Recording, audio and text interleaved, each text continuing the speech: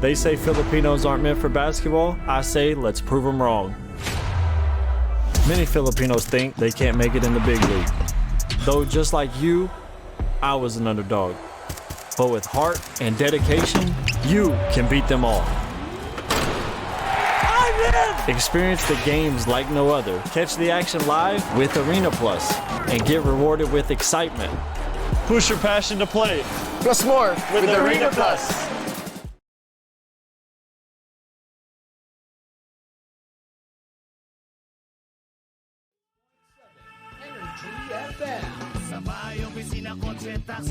What? Tricycle FX basta masigip. O kaya? Palengke internet plaza karinderya. Energy FM nagbibigay saya. Huwag mong sabihin radyo, sabihin mo #1 Energy. Pangga, energy kaibigan mo. Pangga, energy ang numero 1. Agad tumalo na at isigaw mo. Same, pero iba. Huwag mong sabihin radyo, sabihin mo energy. Ay! Naku mga Marse! Miyerkules na naman! At talaga nga naman, midweek na. Kailangan natin ng dagdag enerhiya, dagdag lakas para to keep us going sa ating mga dapat gawin sa buhay. Isa sa mga pampalakas ni Kapitana Sisa ay ang pag-inom ng MX3 Mix. O, diba? Coffee mix ng bongga. Dahil ito ay sa may high source of vitamin C at calcium na may antioxidant at cholesterol-free. Ito ang aming pinainom last Saturday sa aming one-day league volleyball tournament kung saan nga naman marami ang napabilib. Bakit? Dahil ito ay low-acid coffee na may low-calorie sweetener na kung tawagin ay sucralose na tumutulong para hindi tumaas ang ating blood sugar o blood pressure. Kaya nga naman, para makasiguro kang tunay, natural at original na MX3 ang iyong mabibili, siguraduhin lamang na magtungo ka sa mga leading drugstores nationwide. O di naman kaya pwede mo bisitahin ang kanilang website sa mx3ph.com o di naman kayo tumawag sa kanilang hotline sa 0918-8888-693. Cheers, miss! Dabaglita! With Tita Cora and Kapitana Sisa. Same, pero iba! We are number 106.7 Energy FM. Panggawag mong sabihin radyo, sabihin mo... Yan! Isang magandang umaga Luzon, Visayas, and Mindanao. Taray, nationwide ang akla. Oo, syempre napapanood tayo via our social media platform on Facebook, TikTok, and YouTube sa ating mga team replays. Sa mga nakikinig din naman sa kanilang mga radyo, Metro and Mega Manila, isang magandang umaga. Eto na ang inantabayanan nyo. Minus ang aking partner, si Tita Cora, na patungo sa Bataan. Dahil susuko ang Bataan. Happy birthday, Iyo! Diba? Sa kanyang loving husband na yan. Na si Iyo, sama kayo pupunta, mag-iingat kayong dalawa and be safe. Diba? Na nakakaloka. Enjoy the moment. Enjoyin nyo ang mga bulubundukin. Hindi ni Tita Cora, kung hindi ng Bataan. Char! Eto na ang Baklita sa Woo! Hi po sa inyong lahat at syempre sa mga drivers, sila Kasmot, ang mga Lalamove drivers natin, ang mga Angkas riders natin, hello po sa inyong lahat. Move It, Joyride, hello po sa inyong lahat dyan na patuloy na umaantabay at syempre sa mga nagnenegosyo sa kanilang mga karikarinderya, isang magandang araw na why kayo ay kumita ng bongga ngayong araw na ito. O, diba? Na nakakaloka. Pero eto na ngayon ang inaantabayanan ng lahat dahil marami ang tutok. Diba? Eto na, hindi ko na patatagalin pa dahil eto na ang... Chika sa Arena!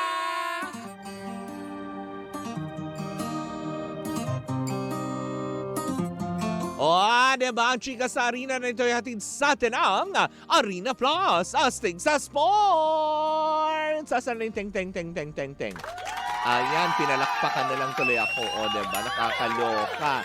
Ayan na nga, dahil nga syempre katatapos lamang po ng 49 Governors Cup ng PBA, medyo nagpapahinga sila nowadays. Wow, sana all. Nowadays, nagpapahinga pa rin sila dahil naghahanda sila para sa muling pagbubukas ng Commissioner's Cup this November 27. Pero sa ngayon ay tututok muna tayo sa mga AFAM. I love it! Love, love, love! Diba? Pag ganyan talaga, pagka-AFAM talagang pinag-uusapan, ako talaga ang libido ko. Oo.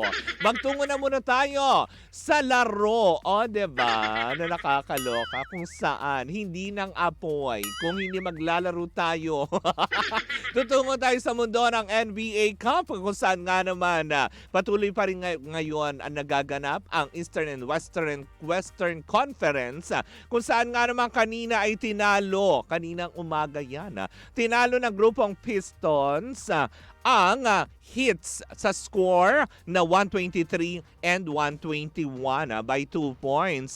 Samantala naman natalo ng Hawks ang Boston Celtics by 1 point sa score na 117-116. Samantala naman din tinalo naman din ng Magic ang Hornets sa score na 114 and 89. Samantalang umariba naman ang koponan ng Knicks against 76ers sa score na 111 and 99. Samantala naman, diba? Tinalo naman din ng grupong Bucks, hindi ng mga bakla, kung hindi ng grupong Bucks. Ang Raptors sa score na hindi pa. Ongoing pa rin pala ngayon. Sorry ayan. Quarter 4. Mukhang may pag-asa pa. Sorry. Itusera agad-agad. Quarter 4 pa lamang. O, diba? Sorry. Hindi pa pala tinatalo. Pero, dahil sa score ngayon, lamang ang Bucks against Raptors sa score na 88-73. Samantala, naka-halftime naman ngayon ang Jazz at ang Suns. Pero lamang ang Suns sa score na 64 over 49. Ako nakakaloka. Ulitin ko yung kanilang sinabi ko.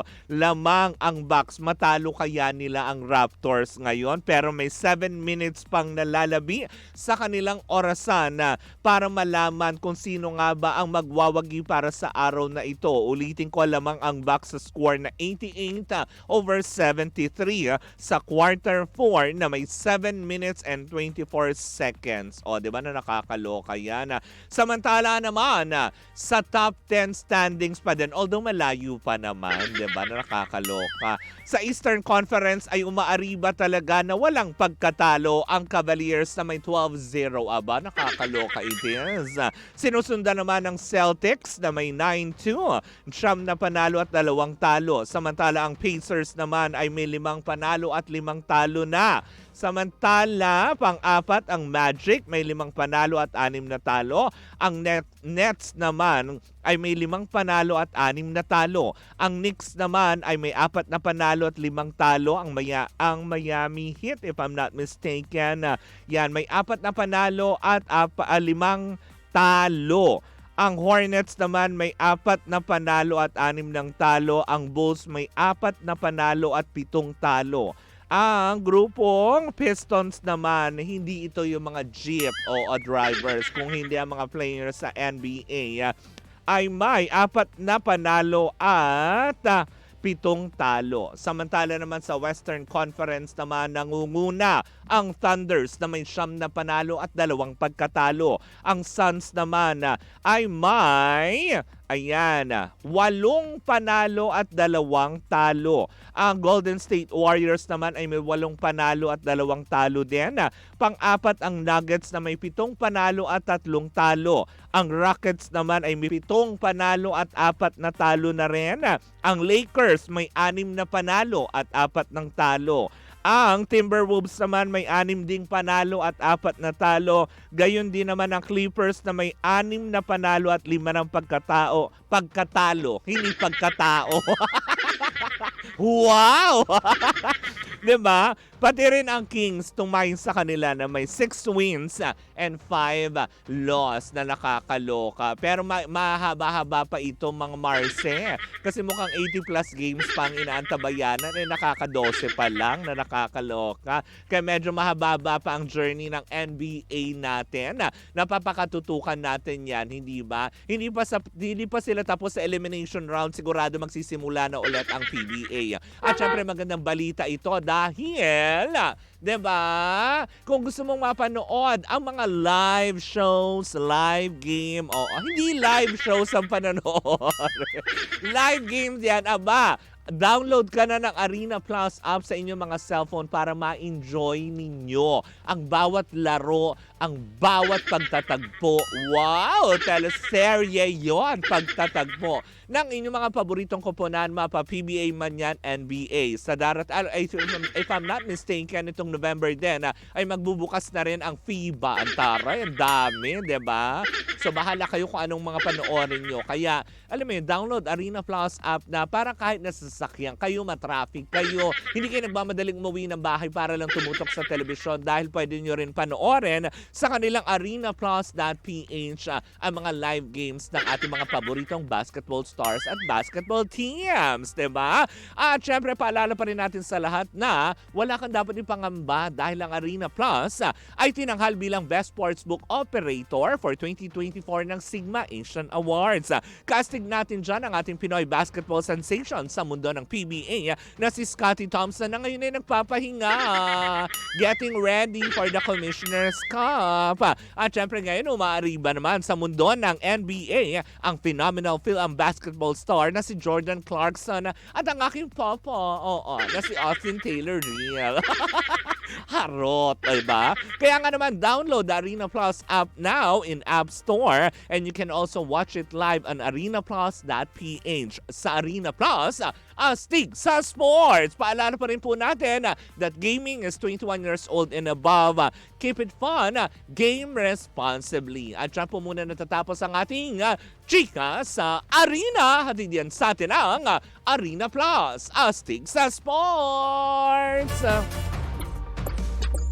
Nako, eto na. Speaking of kapapakan na nakakaloka, diba? Speaking of kapapakan ng bonggang-bongga, nako. Ang ichichika natin for today's video ay isa naman tungkol din sa isang papa. Nakakaloka. Not Papa Jackson. Diba? Kung hindi si Papa P. Nakakaloka. Ano kayang meron? Kasi mukhang nasagap natin, chika. Bakalain mo ba naman? Di ba recently lang, etong si Sue Ramirez ay nagkakaroon ng parang something na ingay with Dominic Roque. Tapos di ba nababalitaan natin na parang may something yata si Dominic Roque kay Sue Ramirez. Napag-alaman din pala natin. Dalawa pala silang nagnanasa sa kagandahan ni Sue Ramirez na nakakaloka. Di ba? Ang Papa P din daw ay nagbabalak pa lang pumorma kaya lang nabakuran agad ni Dominic Roque sa Siargao na nakakaloka, diba? Ganda mo, diba?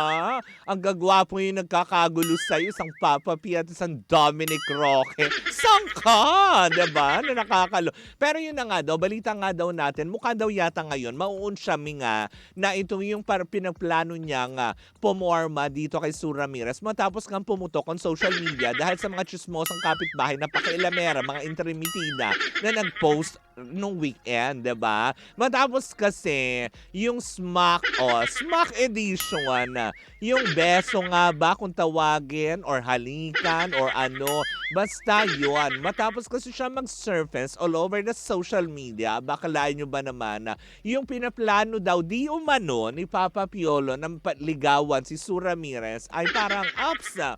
Wait, diba?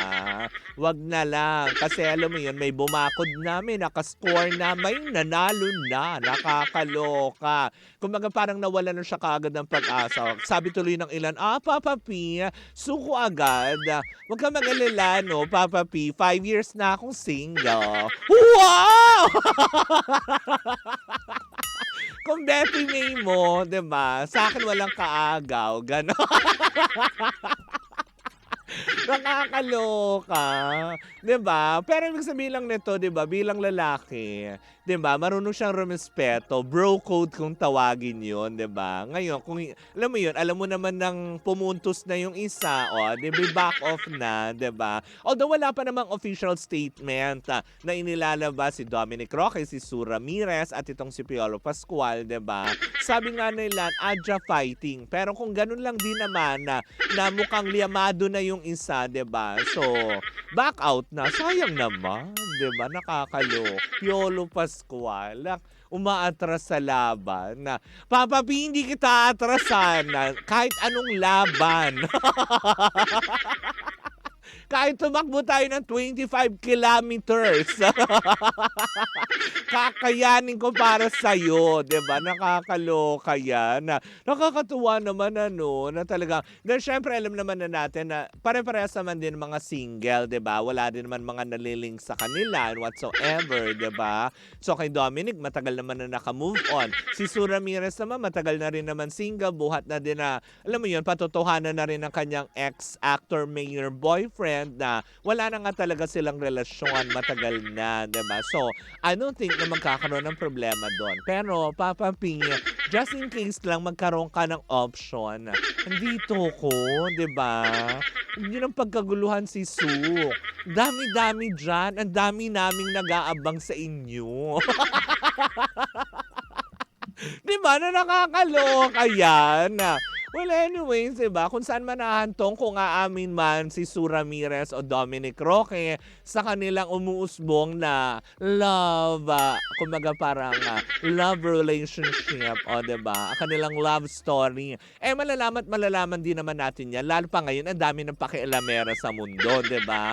So kahit pa, alam mo yun, magsikret-sikreto sila ng kung anumang lakad, mahuhuli din yan ng ating mga chismosang kapitbahay.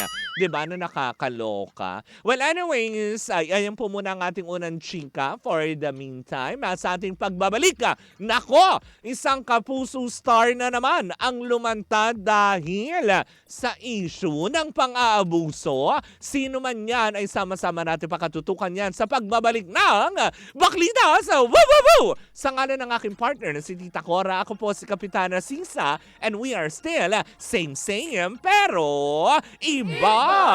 Tuloy-tuloy pa rin po ang ating tugtugan. Siyempre, dito po lamang yan sa number 106.7 Energy FM. Panggawag mong sabihin, radyo, sabihin mo...